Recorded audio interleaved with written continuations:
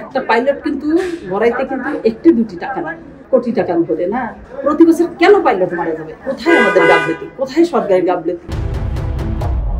কতটুকু আমাদের তো দেখতেছেন, চোখের পানি তো আমরা শুধু আমরা কেন, পুরো রাজশাহীবাসী, পুরো বাংলাদেশের লোকই, যে যেখান থেকে আমাদের আত্মীয় স্বজনের কাছে ফোন দিচ্ছি, যে যেখান থেকে যেরকম তৌকির পাইলট মারা গেছে, এটা আর বলার মতন। আমাদের দেশে কেন পাইলট গড়তেছে না, এটাই দুঃখ।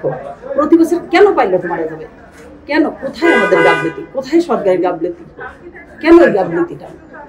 অবস্থা প্রশিক্ষণ যখন দেয় তখন তো সে প্লেনটা তো চেক করা দরকার, যারা তার আন্ডারে ছিল না, ঊর্ধ্বতন কর্মকর্তারা। কেন এই গাফলতি হবে? কেন, কিসের জন্য এই ঘটনাগুলো প্রত্যেক বছর ঘটবে? এইটাই আমার জানা, এইটাই দেশবাসী জানা। কোথায় আমাদের এই গাফলতিটা? পাইলট তার প্রতিদিন একটা দুইটা হয় না, একটা দুটো হয়, প্রতি বছর একটা দুটো হয় না।